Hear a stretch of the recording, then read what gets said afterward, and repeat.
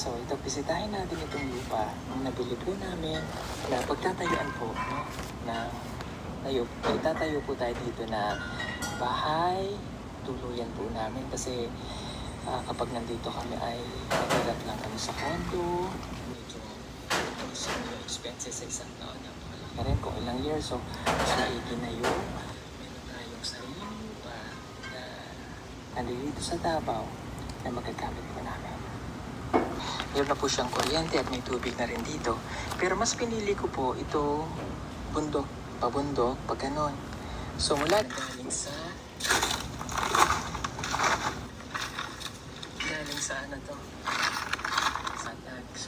It's so amazing na ganon din yung ginawa ko. The moment na nabili ko yung bahay ko dito sa Amerika is the first thing I did is magtanim ng punong kahoy. I like it symbolizes something para sa akin na once na tinaniman mo, fruit tree din yung itinanim ko.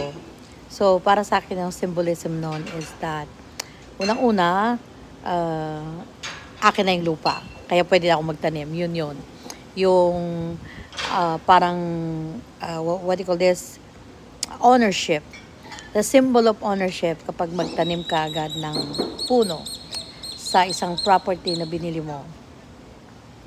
Pangalawa is kapag fruit tree ang itinanim mo unang-una, para sa akin it symbolizes prosperity kasi 'di ba magbubunga yan.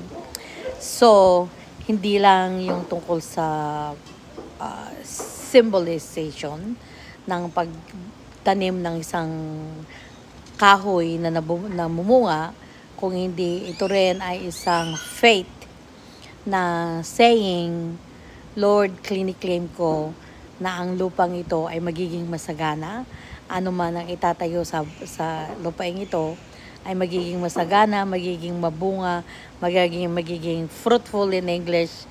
So yun na lang ang yun ang para sa akin. So which I'm glad na the first thing na ginawa din ni Sir Paul is ang magtanim ng kahoy. So I bet you na napanood yun na lahat ito. So ngayon I'm going to say my reaction. So we'll be right back. We're going to the beach. So sa pagpapatuloy po ng ating video, andito po tayo sa karagatan ng Mexico dito sa Cancun. Oh, malala si Marimar at Fulgoso na sila ay nagtatakbo sa sa beach na to. So, ang video po natin, sa pagpatuloy nating video, gusto ko lang pong ibigay ang accolade, ang kudos sa nag-donate ng lupa para mapatayuan ni Sir Paul ng bahay ng mga PB team doon at ang kanilang mga future scholars. So saludo po ako sa inyo. Maraming salamat sa mga tumutulong kay Sir Paul. Maraming salamat. Kahit hindi po ako PB team, nagpapasalamat po ako bilang isang mamamayang Pilipino na dahil po sa inyo, hindi nyo pagiging maramot, that's really something very, very big. Na imagine yun, pag ikukwento mo yun siguro doon sa banda doon, pagpalagay mo ng 500 pesos per square meter, tapos 2,000 square meter yon. So, bahala na pa yung magkwenta. Pagpalagay mo rin na 700 per square meter. Napakalaking bagay po yun. Kaya saludo po tayo sa mga nagbigay, nag-donate ng lupa na yon. At ako'y tuwang-tuwa gaya ng ginawa ni Sir Paul, gaya ng sabi ko kanina, na yung nagtanim siya agad ng saging, which ganun din ang ginawa ko nung ako'y bumili ng property, nakabili ng property, is the first thing I did is nagtanim ng apple. So yun nga kasi, gaya ng sinabi ko kanina, it symbolizes prosperity. For me, it symbolizes of fruitfulness. At yun din siguro ang naisip ni Sir Paul, kaya nagtatanim siya agad ng isang tanim na nagbubunga. Lalo na yung saging, di ba? Yung bunga nun, kumpul-kumpul. So, hindi yun pamahin bagkus isang declaration of faith. Para sa akin, hindi ko po yun pamahin na pagkakabili ka ng property, magtatanim ka agad ng para swerte. No, hindi pa ako naniniwala sa swerte. Naniniwala pa ako sa blessing at declaration of faith. Na ang ibig sabihin, ako'y magtatanim. Ang ibig sabihin nito is magiging mabunga ang lupain na to na aking nabili. So yon. Kaya maraming salamat po. Huwag po kayong mag-alala sa inyong mga binibigay na tulong.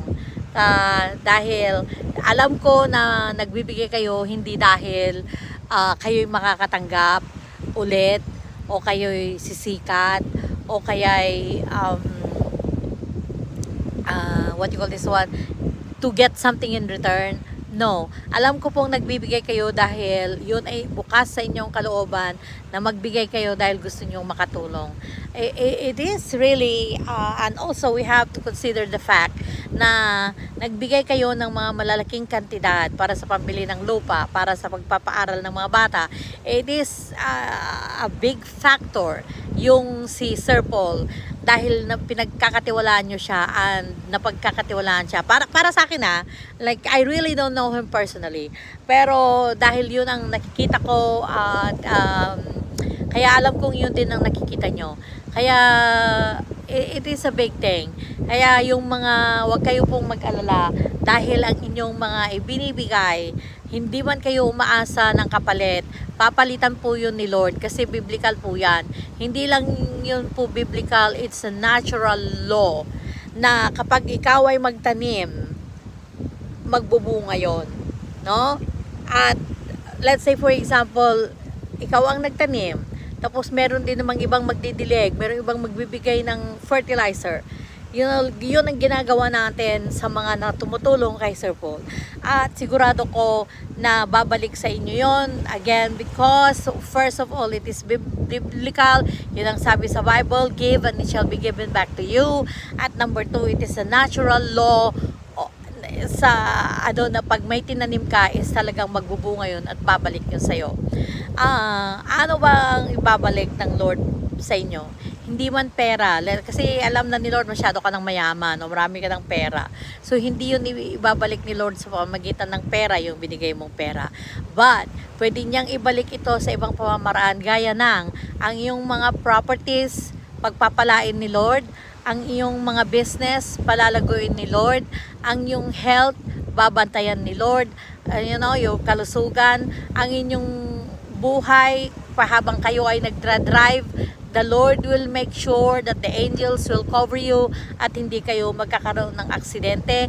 At kung sa time na magkakaroon kayo ng aksidente, the Lord will make sure na mabubuhay pa kayo. At kung hindi na kayo mabubuhay, ibig sabihin it's really your time to go. But however, lahat ng mga binibigay nyo is may ibabalik sa inyo. Okay, so yun, protection, prosperity. Let's say for example, wala kang mga pangangailangan ngayon.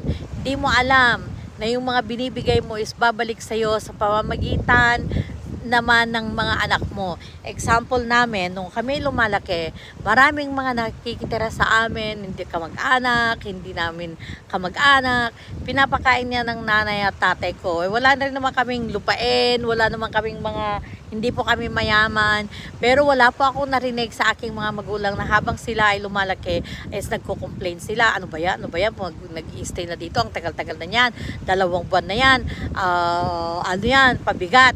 Wala pa akong mga narinig na mga yon. Basta it's like they're part of the family, na kung ano yung kinakain namin, kinakain nila. Yun ang kinalakihan namin magkakapatid.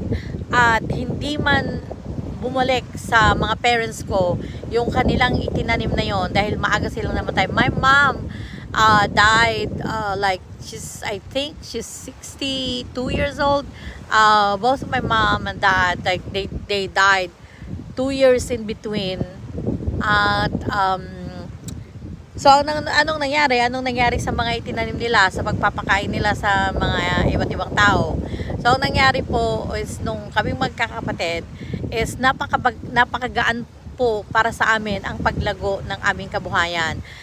Yung isang kapatid ko, she's a doctorate in psychology. Yung isang kapatid ko, she's working for an American company in the Philippines.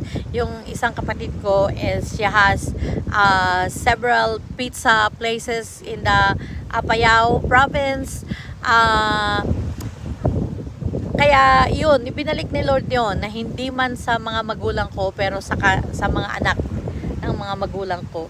So wag kayong mga magulang, huwag kayong magsawa na tumulong. Huwag niyong ipakita sa mga anak niyo na yung nagiging negative reaction niyo ba. Though, for example, nandun yung kamag-anak ng asawa niyo, nakikitira sa inyo ng ilang buwan, nakikikain.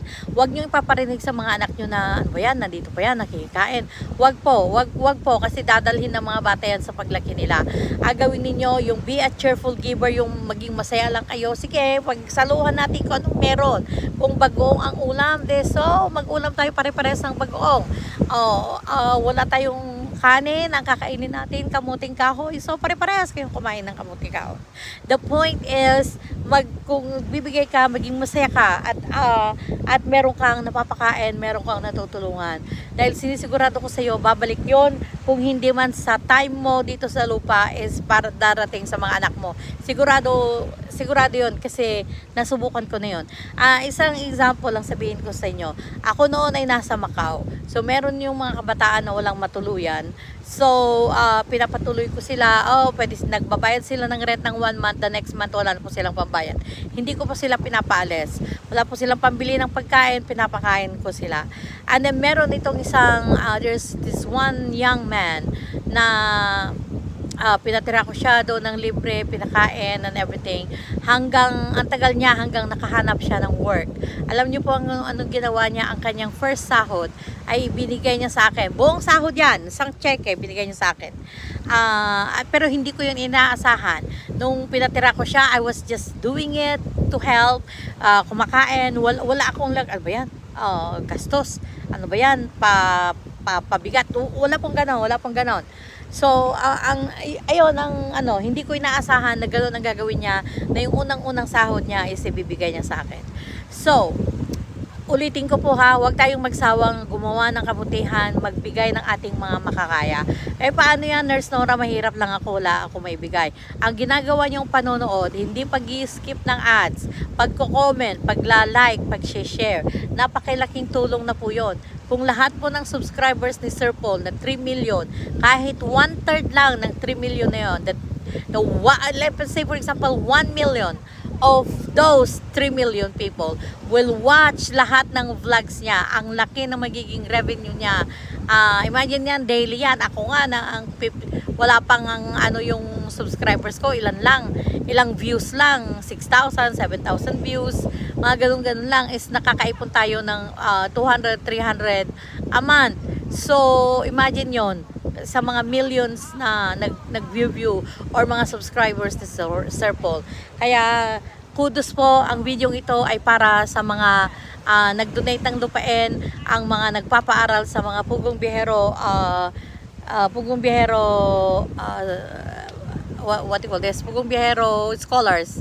Maraming salamat sa inyo. Sana patuloy nyo pong gawin yan dahil sinisigurado ko sa inyo, according to Bible, according to the natural law, na kayo ay pagpapalain sa inyong itinanim. Kaya maraming salamat po. Please continue to watch, like and share ang ating mga videos. Thank you. Bye-bye.